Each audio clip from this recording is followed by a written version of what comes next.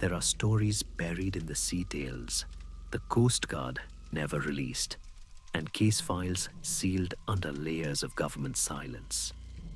Tonight's confession comes from a retired investigator who claims he saw something that no man should ever witness. He broke his oath, risked his life, and spoke these words before disappearing. He said, "The ocean sings to those who listen, and once you hear its song, it never lets you go." This is his story, the Sirens of the SS Napoli. My name is Marshall Dunn. For 30 years, I served as an investigator with the United States Coast Guard. I've written hundreds of reports in my lifetime: drug busts, smuggling drownings, missing vessels. All of them followed the same pattern: evidence summary closure. But there is one case that never found closure. And after what the doctors told me last month, I realize I don't have much time left. So this isn't an official report. It's a confession. Back in those days, I believed in procedure and reason. I didn't believe in the supernatural or myths or anything that couldn't be logged in a file. That changed in the summer of 1997 when the SS Napoli drifted into restricted waters off the coast of Maine. The logbook said it was a small private cruise vessel, registered to a man named Wendell Kramer. I had no idea that his name would haunt me for the rest of my life.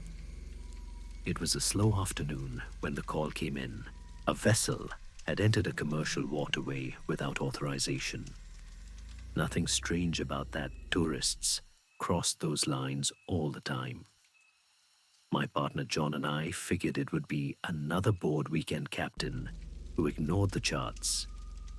But when we arrived at the dock, our supervisor, senior investigator, Eric Thorne, was already waiting for us, arms folded, face tight as steel. "You're late," he said.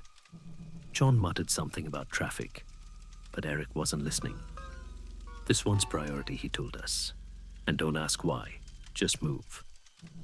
We followed him to the patrol boat. The ride out was calm. The sea looked flat and harmless, the sky gray like dull metal. John cracked jokes, but Eric sat in silence, staring at the horizon. Something about his stillness made the back of my neck itch. After 20 minutes, we spotted her. The SS Napoli sat crooked on a sandbar, listing to the right. The engines were still running, sputtering, clawing at the sand, as if the boat itself wanted to escape. But no one was on deck. Eric grabbed the loudspeaker. "This is the United States Coast Guard. Cut your engines and present yourselves on deck." Nothing. Only the wind and the low growl of the dying motor. He repeated the order louder this time.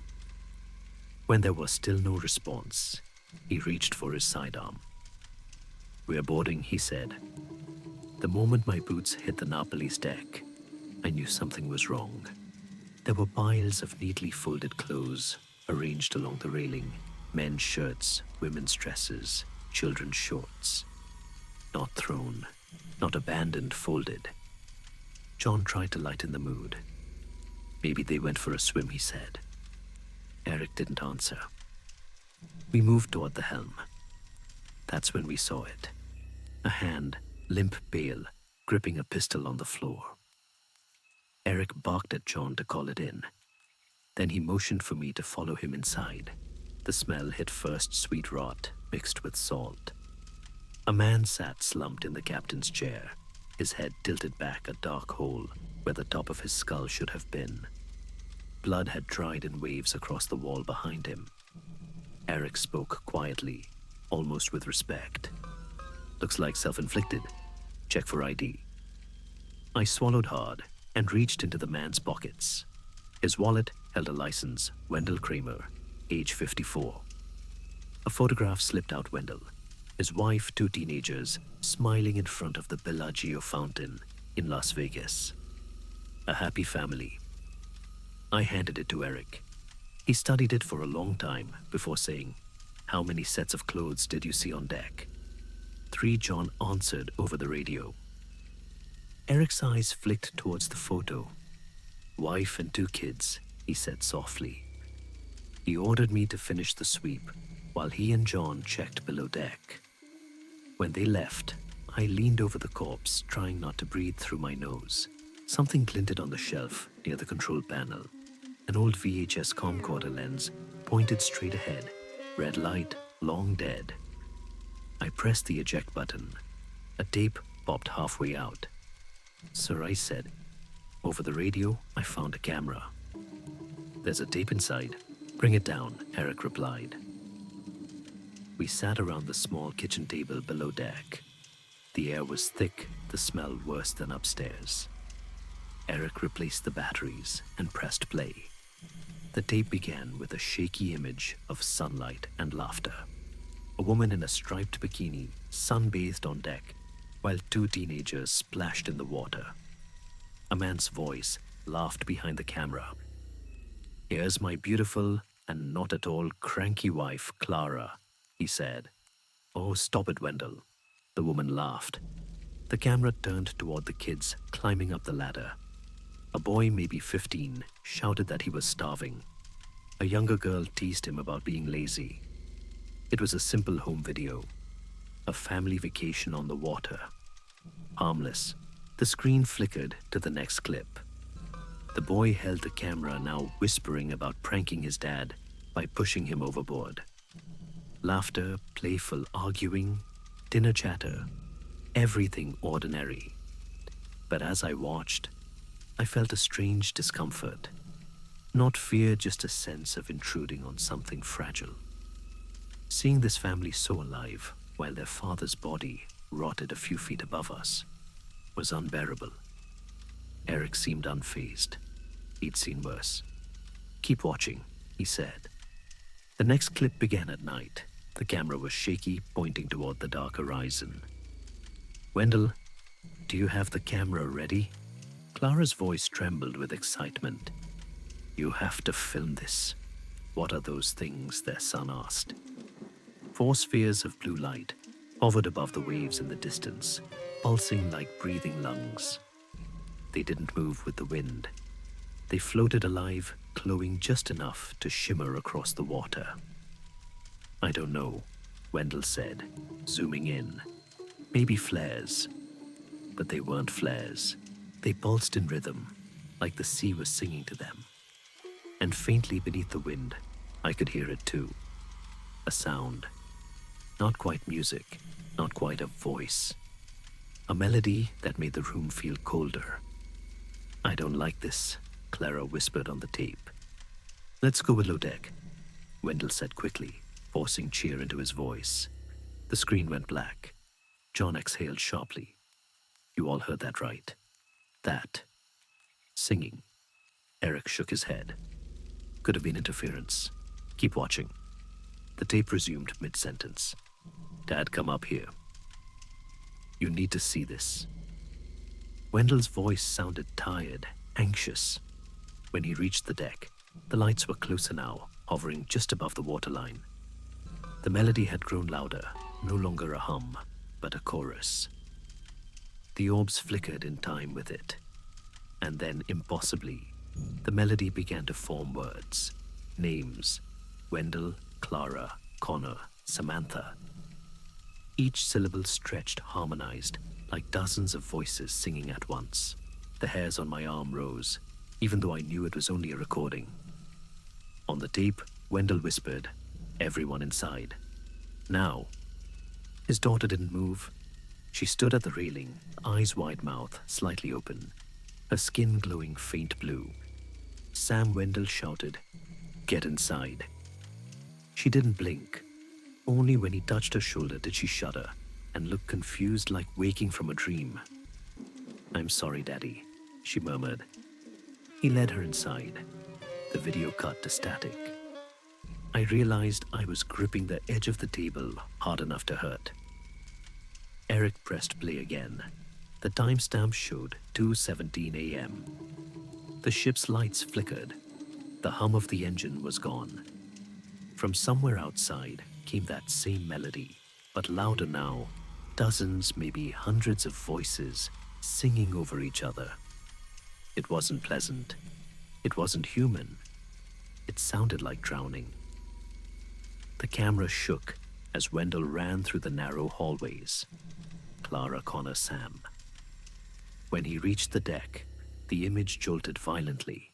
His family stood naked at the bow of the ship, facing the ocean motionless. In front of them, something rose from the water. At first, it looked like mist, 4 columns of steam twisting together. Then shapes began to form within them, arms, shoulders, torsos. Skinless bodies glistening with seawater eyes like pools of light, their jaws unhinged, wider than any human mouth. And from those mouths extended long black tendrils glowing faint blue. Wendell screamed. The creatures moved in unison. The tendrils wrapped around the faces of his wife and children. The sound that followed didn't belong in this world, a chorus of sucking, wet distortion. Their skin turned pale, translucent, as if being drained from the inside. The camera shook violently. Wendell ran, slamming the helm door shut. God, no. No, he shouted. We could hear the pounding outside, something heavy slamming against the metal. Through the small window, he aimed the camera back towards the deck. The creatures were changing. Where his family had stood, there were now figures wearing their skin imperfect, twisted, as if someone had tried to sculpt them from memory. Their mouths were crooked, their eyes too wide, their limbs bent wrong. Wendell began sobbing. Then quietly, he spoke to the camera. If anyone finds this, my coordinates are 4362 697. If you see blue lights on the water, run. He placed the camera down out of frame. The sound of the engine roaring to life filled the room. Then a single gunshot. The tape kept running. For a long time, there was only the low hum of the sea. Then something banged against the door. A scraping sound, followed by the unmistakable groan of metal giving way. A figure appeared in front of the lens, pale, skinless, smiling. The screen went black. When the tape ended, no one spoke. John's hands were trembling. Eric leaned back, face unreadable. Then John whispered, "That thing." At the end, it had my face. I looked at him confused. "What are you talking about?" "It was just..." He slammed his fist on the table. "It looked like me, Marshall. It was wearing my face." Eric stood abruptly. "We're done here." He grabbed the camera, stuffing it into his bag. "Both of you back to the boat?" John was muttering to himself as we left the Napoli. The whole ride back, he sat in silence, staring at the water. When we docked, 2 officers escorted him to the field office for evaluation. I was about to follow when Eric stopped me. "What you saw today," he said, "you didn't see." "Sir, I mean it. You didn't see. You didn't hear. You know nothing." He lit a cigar, exhaling slow. "Those things are older than any of us. Sirens. Not like the myths, worse. They prey on people who listen. Once you hear their song, they mark you. The only way to fight it is to drown them out. Go home, play music, fill your head with noise, and pray it's enough." "What about John?" I asked. Eric stared into the dark water. "Watch over him, if you can." I did what he said. I blasted the radio, watched basketball, tried to pretend I was fine. But the melody kept crawling back into my thoughts, faint but persistent, like a tune I almost remembered. A few hours later, Eric burst into the office, bloodless and frantic. "Where's Marshall?" he shouted. I stood up. "Right here." He shoved an M16 into my hands. "John stole one of the patrol boats. I think I know where he's going." We raced to the docks. The night was clear, the moon thin as a blade. Eric gunned the engine, the boat cutting through the dark. Why would he go back? I yelled over the wind. Because he never stopped listening, Eric said. They called him and he answered. When we reached the coordinates, we saw it, a dim shape floating ahead, floodlights swaying. And above it, a single blue orb pulsing in the sky. Eric muttered a curse and handed me a pair of earplugs. Whatever happens, don't listen. As we approached, I saw John standing on the bow of his boat, completely naked arms, open to the light. He was singing. Eric shouted his name, but John didn't react. Then the water beside his boat bulged. A shape climbed out tall, skinless, dripping. One of the Sirens. Eric raised his rifle, but before he could shoot, John turned and fired 2 rounds into him. Eric fell, clutching his shoulder. The siren wrapped its glowing tendrils around John's face. He gasped, but not in pain. It sounded like pleasure. I grabbed the rifle and opened fire. The bullets tore through the creature, sending fragments of bone and flesh splattering into the sea. But even as it fell, its face changed. Half of it now looked like John's. Dozens of teeth grinned through torn muscle. Then it lunged. I emptied the magazine until it collapsed, sliding off the deck into the black water. John lay, gasping, skin half gone, eyes unfocused. He smiled at me. Then, without warning, the creature's arm shot up from the water, grabbed his leg, and pulled him under. The surface rippled once, then went still. I stood there, shaking the rifle empty, the ocean quiet. For a moment, I thought I heard whispering a harmony under the waves. But it was gone. Eric was still alive, pale and bleeding. "You did good," he said.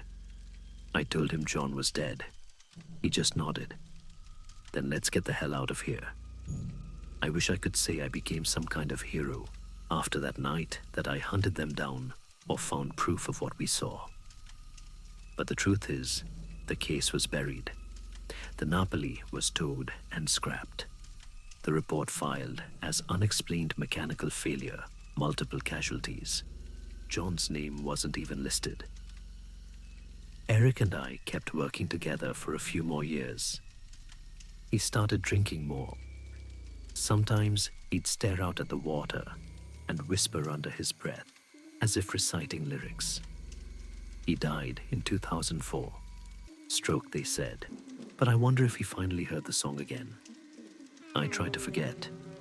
Married, divorced, retired, but the ocean never stopped calling. Every time I closed my eyes, I saw blue light flickering behind them. Now I'm an old man with nothing left to lose. The doctors gave me months, maybe less. I keep the windows closed, but at night, I still hear something through the hum of my oxygen machine, faint, distant, almost gentle. It's the same melody. It's been 30 years, and it still finds me. Maybe the sirens don't just haunt the sea. Maybe they live inside the people who hear them. I think about Wendell, sitting alone in that cabin, writing his final words before the gunshot. About John smiling as the thing wore his face. About Eric pretending we could silence them with noise. Sometimes when I can't sleep, I play the old tape again. I tell myself it's just static now. But if you listen carefully, if you really listen, you can still hear the singing. And tonight, it's louder than ever. If anyone finds this recording, please, if you ever see blue light hovering over the water, don't look, don't listen, just run. If you ever sail past the coast of Maine and see blue light hovering above the water, remember what you've heard tonight. Don't stop. Don't look. And whatever you do, don't listen. The ocean keeps its secrets, but sometimes it hums them back. You've been listening to NightLore, where true darkness speaks in whispers. Until next time, keep your lights low and your doors locked.